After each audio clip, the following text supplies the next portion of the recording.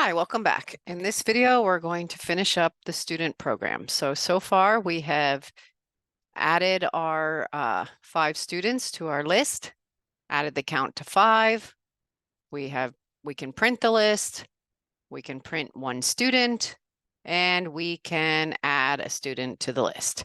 So now it's time for us to do the other features. We need to add points, and we need to do the calculation. But before we do that, we need to add the S to our menu, which has us select the student, right? So we have an S. Hopefully that was in my thing. So this is, I forgot to add it before. So this is select the current student. And we're going to do that by using the index. So we're going to select the current student based on the index.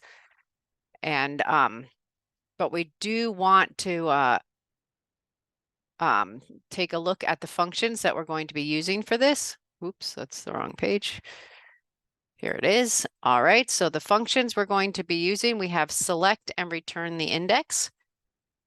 So, and then we have the add points and the calculate average, which have been modified. So let's go ahead and add the select student function. And then we'll do the update for that after. Let's do this first. So this student is going to display all of the students and have the user select and return that index. So that will be based on S. So this is pretty straightforward function. The first thing we're going to do is we're going to print the list from here. So you're going to print the list. The list takes, it's just going to pass the list on over there, and the count, make a copy over there. It's going to print out the list so whoever's using it can see the list.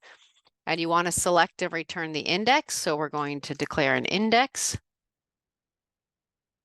print the list, printf,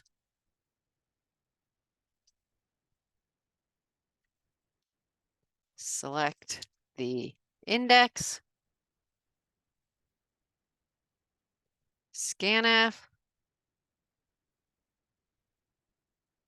%d into the index, and then return that index. So some of you are probably, hopefully, sitting here and thinking, what happens if they pick an index out of range? Well, we can do the same do while that we did up here because we have the count, so we know. So we can tell the user to select the index in the right range. So we basically want to do the same do while here. And the only difference here is that we're not going to scan into the index 1. We're going to scan into index. So we're going to print out the list so they have the list, and then we're going to say enter an index in the right range. Assume they may not enter it in the right range, so therefore we need to have a do while loop. So in order to call this function and test to make sure that it works, we need to have an index. So this index, this is for printing 1 student. So we have that index. We're going to use a different index for this one. This will be index select. So this is the selected index of the selected student. All right, so we just call this function on an S. We have the index.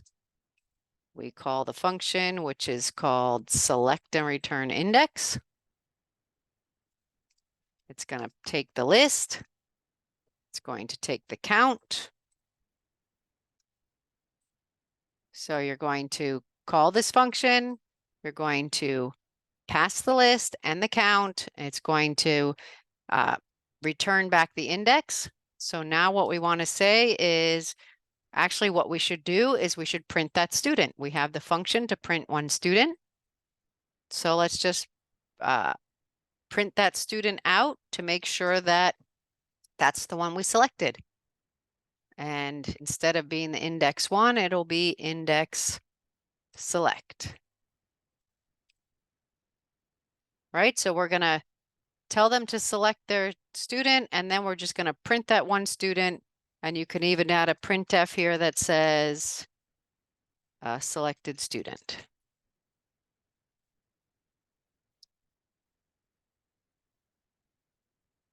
Right? Why not?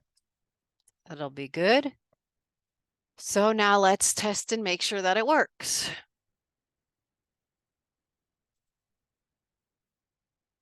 All right, S. All right, so which student? These all have the index. Now the student we added before is not here. The reason the student's not here is because we started over again. So I want to pick 9. Nope. How about number 3? All right, that means the student selected is Whitney Houston. And now I could start to add points, but I haven't implemented that. All right, so now it's time to add the points. So how do we add the points? We add the points. We have these functions here.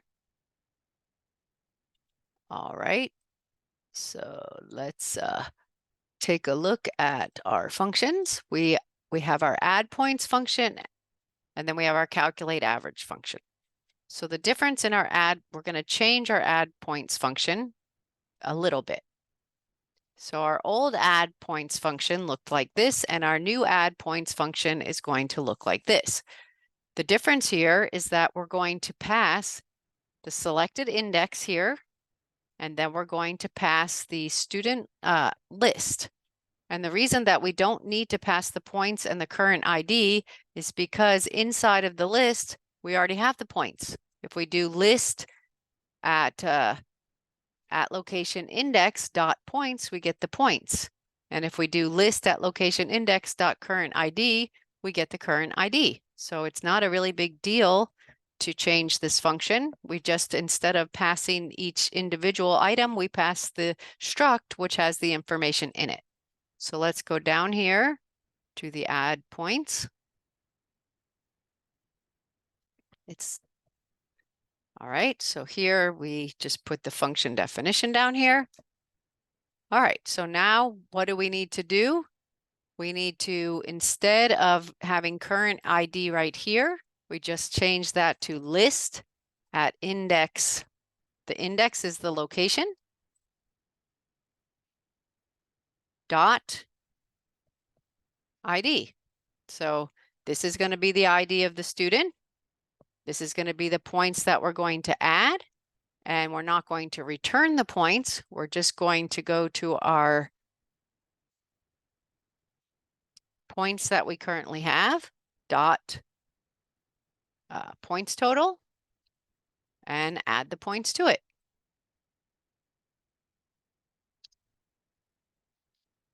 We're going to ask how many points do you want to add? We're going to take those added points, add them to our points total, and then assign it to our points total. All right, I'm just going to pause for one moment here, and I'll be right back. So we're going to ask how much you want to add.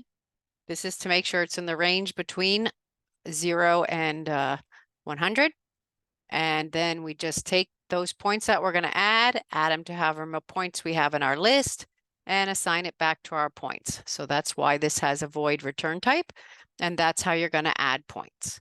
So up here, the only issue is that if we have never selected a student, that could be an issue, right? So if we set this up to be -1, and that is a range that cannot be, but you have to be very careful. It might even be better to set it at 500 just so you don't have a problem.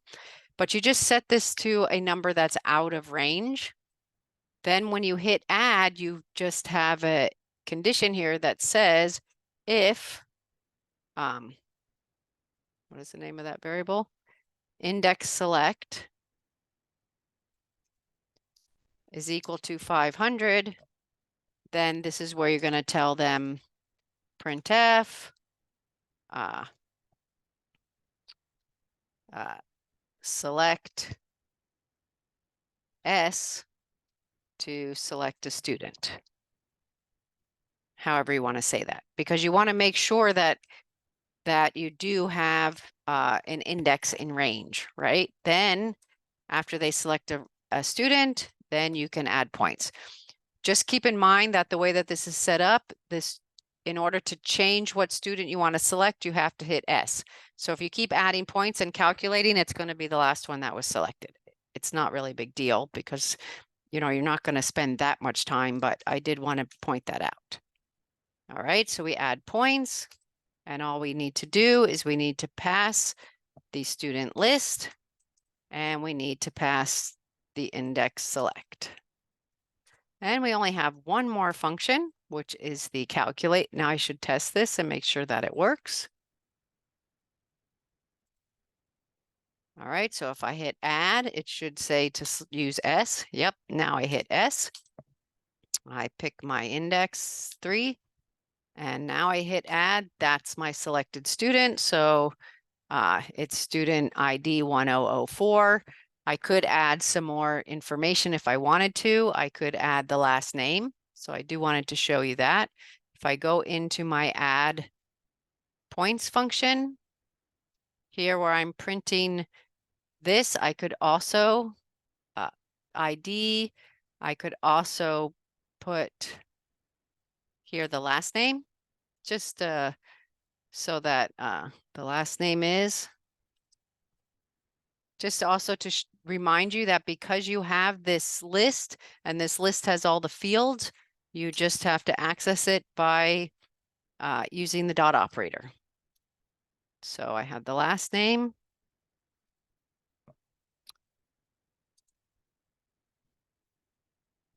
All right, let's try that again.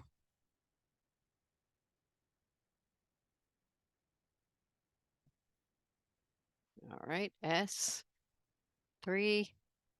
Now I'm going to add, and the last name is Houston. Now I can add points. I can add more points.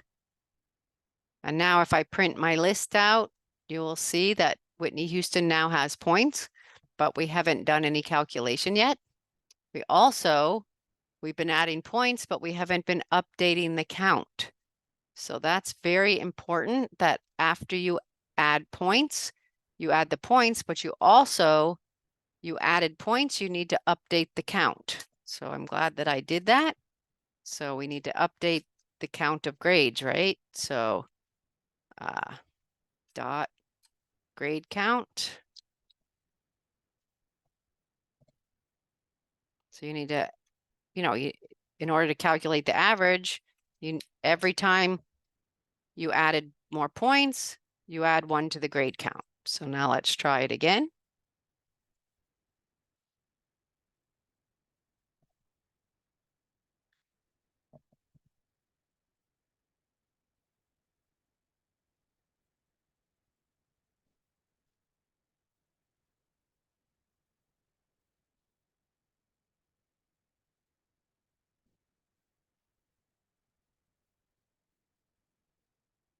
So you'll see now that Stanley Steamer has a total of 220 points, and I've added 3 grades.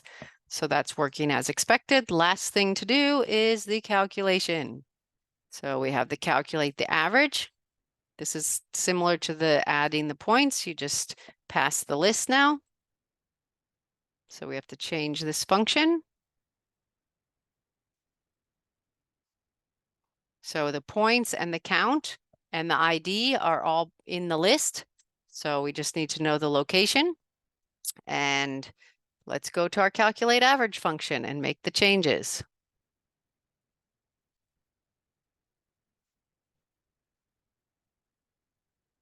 All right, so we have to make sure that the count is not 0. So we need to go to list at location index dot grade count. And then to calculate the average, we just use the same thing. We do list here dot average.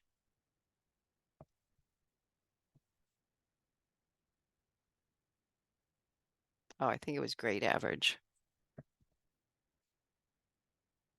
Oh, we don't need to declare it. There we go. Dot grade average. And then you need to do the points. Dot points total. And you need to divide it by the count.